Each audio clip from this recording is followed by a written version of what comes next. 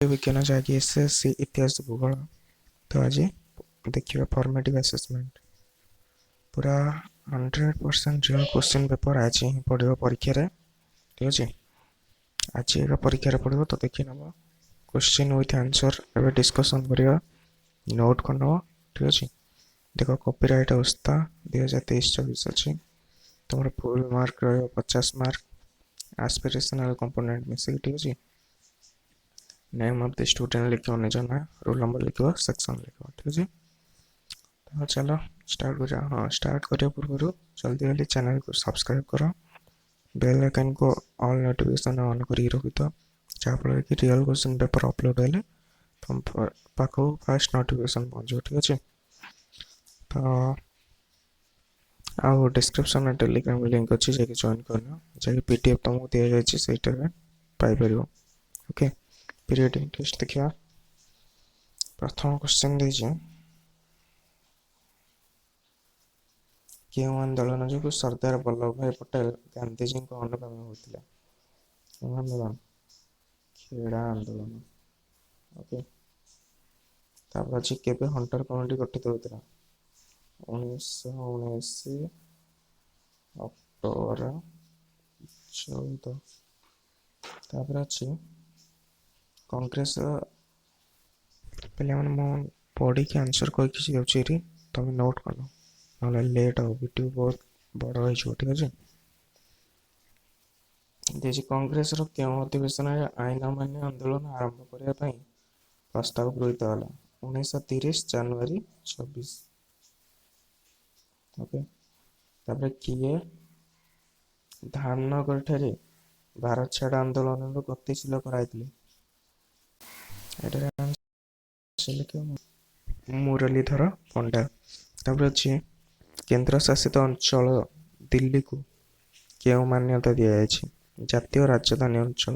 Okay तापर unit 2 देखिए पे जल्दी जल्दी सब्सक्राइब करो। ओके सब्सक्राइब करी जल्दी जल्दी आम 15 के पूरण कर एसके एजुकेशन पॉइंट और स्मार्ट स्टडी सेंटर रे 25 के। ओके देखो यूनिट 2 दीजिए केबे बॉम्बे राज्य को विभाजित करा जाए महाराष्ट्र और गुजरात राज्य तो सृष्टि कराला 1960 मसीहा कौन 1960 ब्रिटिश शासनाधीन भारतर शेष गवर्नर जनरल किए थे लिख लॉर्ड माउंटबेटन।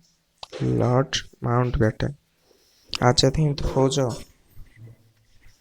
भारत अभियान समय क्योंठारे भारतीय पताका उत्तोलन करते लाल किला ठारे कोड़ी लाल किला केबे कांग्रेस द्वारा भारत छाड़ प्रस्ताव अनुमोदित होता पे लास्ट पर्यंत वीडियो देख। ठीक अच्छे भल लगे लाइक टे कर कमेंट कर केबे कांग्रेस द्वारा भारत छाड़ प्रस्ताव अनुमोदित होता 1942 अगस्ट 8। ओके क्यों राज्यर लोक मैंने जंगल आईन भंग करते महाराष्ट्र को राज्य महाराष्ट्र। तापर अच्छे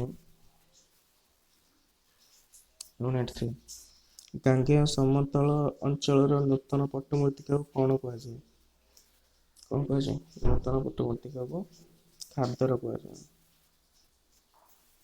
खादर।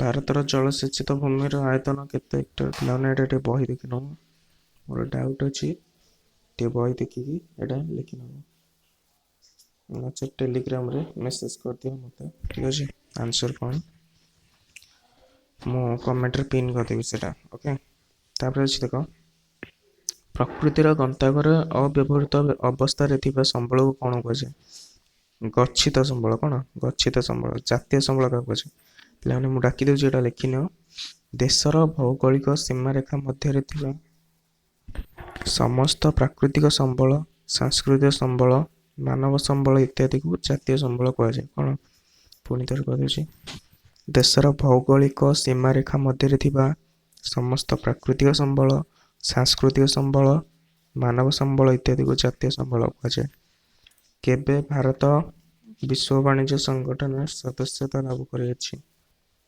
2011 2011 ମସିହାରେ ୟୁନିଟ୍ 4 ଜାତୀୟ ଆୟ କହିଲେ କ'ଣ ବୁଝାପଡ଼େ ଲେଖିବ ଡାକି ଦେଉଛି ଲେଖିନିଅ ନୋଟ୍ କରିନିଅ। କୌଣସି ଦେଶର ବର୍ଷକ ମଧ୍ୟରେ ଉତ୍ପାଦିତ ହୋଇଥିବା ସମସ୍ତ ଦ୍ରବ୍ୟ ଓ ସେବାର ମୁଦ୍ରାଗତ ମୂଲ୍ୟ ଏବଂ ତତ୍ସହିତ ଦେଶ ବାହାରୁ ଆସୁଥିବା ଆୟର ସମଷ୍ଟିକୁ ମୋଟ ଜାତୀୟ ଆୟ କୁହାଯାଏ। ପୁଣି ଥରେ କହିଦେଉଛି ଲେଖିନିଅ। କୌଣସି ଦେଶର ବର୍ଷକ ମଧ୍ୟରେ ଉତ୍ପାଦିତ ହେଉଥିବା ସମସ୍ତ ଦ୍ରବ୍ୟ ଓ ସେବାର ମୁଦ୍ରାଗତ ମୂଲ୍ୟ ଏବଂ ତତ୍ସହିତ ଦେଶ ବାହାରୁ ଆସୁଥିବା ଆୟର ସମଷ୍ଟିକୁ ମୋଟ ଜାତୀୟ ଆୟ କୁହାଯାଏ। ଠିକ୍ ଅଛି। ତାପରେ ଦେଇଛି ପ୍ରାକୃତିକ ଉଦ୍ଭିଦର ସଂଜ୍ଞା ଲେଖ। ମନୁଷ୍ୟର ବିନା ସାହାଯ୍ୟରେ ଭୂପୃଷ୍ଠରେ ଆପେ ଆପେ ଜନ୍ମି ବୃଦ୍ଧି ପାଇ ଓ ମୃତ୍ୟୁ ଲାଭ କରୁଥିବା ବୃକ୍ଷ, ଲତା, ତୃଣ ଓ ଗୁଳ୍ମ ଇତ୍ୟାଦିକୁ ପ୍ରାକୃତିକ ଉଦ୍ଭିଦ କୁହାଯାଏ। ପୁଣି ଆଉଥରେ ଦେଖିନିଅ। ମନୁଷ୍ୟର ବିନା ସାହାଯ୍ୟରେ ଭୂପୃଷ୍ଠରେ ଆପେ ଆପେ ଜନ୍ମି ବୃଦ୍ଧି ପାଇ ଓ ମୃତ୍ୟୁ ଲାଭ କରୁଥିବା ବୃକ୍ଷ, ଲତା, ତୃଣ ଓ ଗୁଳ୍ମ ଇତ୍ୟାଦିକୁ ପ୍ରାକୃତିକ ଉଦ୍ଭିଦ କୁହାଯାଏ। ତାପରେ ଦେଇଛି କେଉଁ ରାଜ୍ୟରେ ସର୍ବନିମ୍ନ ଅରଣ୍ୟ ରହିଛି? ହରିୟାଣା। କ'ଣ? ହରିୟାଣା। ତାପରେ ଦୁର୍ଲଭ ଜାତି କାହାକୁ କୁହାଯାଏ? ଯେଉଁମାନଙ୍କ ଜାତି ଶେଷ ହୋଇଗଲାଣି ସେମାନଙ୍କୁ ଦୁର୍ଲଭ ଜାତି କୁହାଯାଏ। ଯଦି ତମର ବହିରେ ଅଲଗା କିଛି ଡେଫିନେସନ୍ ଅଛି ଲେଖିନେବ। ନାମଦଫା ବ୍ୟାଘ୍ର ପ୍ରକଳ୍ପ କେଉଁ ରାଜ୍ୟରେ କାର୍ଯ୍ୟକାରୀ ହେଉଛି? କେଉଁ ରାଜ୍ୟ? ଅରୁଣାଚଳ ପ୍ରଦେଶ। ତାପରେ ଅଛି ମଲ୍ଟିପଲ୍ ଆସେସମେଣ୍ଟ ୟୁନିଟ୍ 1 ଦେଇଛି ଇଣ୍ଡିଆ ୱିନ୍ସ ଫ୍ରିଡମ୍ ପୁସ୍ତକ କିଏ ଲେଖିଥିଲେ? ଆନ୍ସର ହେଲା ମୌଲାନା ଆବୁଲ କାଲାମ ଆଜାଦ। ନାଇଟ୍ ଶବ୍ଦର ଅର୍ଥ କ'ଣ? ନାଇଟ୍ ଶବ୍ଦର ଅର୍ଥ ହେଲା ସାହସୀ ବା ସାର୍। ଏମିତି ଲେଖିବ ସାହସୀ বা ସାର୍। ଓକେ। ତାପରେ ଅଛି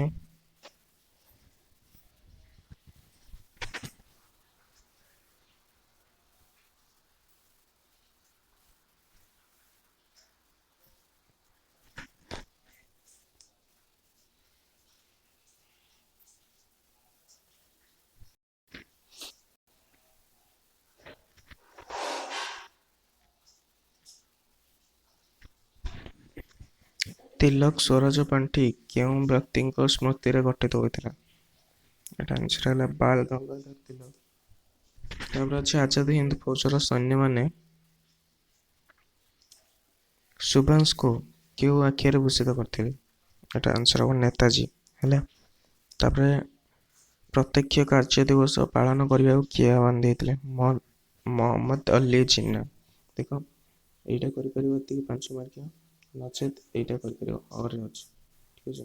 ତାପରେ ୟୁନିଟ୍ 2 ଦେଇଛି ପ୍ରଥମ ଗୋଲ ଟେବୁଲ ବୈଠକରେ କଂଗ୍ରେସ ଯୋଗ ନ ଦେବାର କାରଣ ଗୁଡ଼ିକ ସମୀକ୍ଷା କର। ଏଟା ବହିରୁ ଲେଖିନେବ। ତାପରେ ଗୋପବନ୍ଧୁ ଦାସଙ୍କ ବ୍ୟତୀତ ଓଡ଼ିଶାର ଅନ୍ୟ ଯେଉଁ ନେତାମାନେ କଂଗ୍ରେସର ନାଗପୁର ଅଧିବେଶନରେ ଯୋଗ ଦେଇଥିଲେ ସେମାନଙ୍କର ଏକ ତାଲିକା କର। ଏଟା ନ ଲେଖିଲେ ବି ଭଲ। ଠିକ୍ ଅଛି। ତାପରେ ଦେଖ ଏଇଟା ଆମେ କରିଦେବା। ତାପରେ ଆରପଟି ପେଜ୍ରେ ଅଛି ଆସ୍ପିରେସନାଲ କମ୍ପୋନେଣ୍ଟ, ତ ଏଇଟା କରିବାନି, ଏଇଟା ଶେଷ କରିଦେବା ଏତିକରେ। ଦେଇଛି ଲାଲ ତଥ୍ୟ ପୁସ୍ତକର ସ୍ଥାନ ପାଇଥିବା ସରୀସୃପଙ୍କ ସଂଖ୍ୟା କେତେ? 120। କେତେ? 120। ତାପରେ ସ୍ୱର୍ଣ୍ଣ ମର୍କଟ କେଉଁ ରାଜ୍ୟରେ ସରି ପିଲାମାନେ, ସ୍ୱର୍ଣ୍ଣ ମର୍କଟ କେଉଁ ରାଜ୍ୟରେ ଦେଖାଯାଆନ୍ତି? ଲେଖିବ ଆସାମ। ତାପରେ କେଉଁ ଉଦ୍ଭିଦ କର୍କଟ ରୋଗର ଏକ ଅବ୍ୟତ ଔଷଧ? ଟାକ୍ସୋଲ। ଓକେ, ଟାକ୍ସୋଲ ଲେଖିବ। ତାପରେ କେଉଁ ରାଜ୍ୟରେ ସର୍ବାଧିକ ମୃତ୍ତିକା କ୍ଷୟ ହୋଇଥାଏ? କେଉଁ ରାଜ୍ୟ? ଓଡ଼ିଶା ଓ କେରଳ। ନାଟୋର ପୁରା ନାମ କ'ଣ? ଲେଖିବ North Atlantic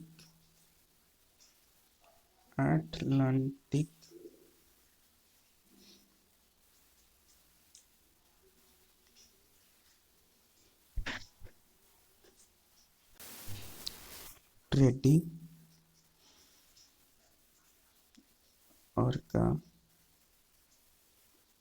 organisation. North Atlantic Treaty Organisation. এইটা লিখিପାରିବ କିମ୍ବା ଅର୍ ଅଛି ଗୋଟେ ଲେଖିପାରିବ।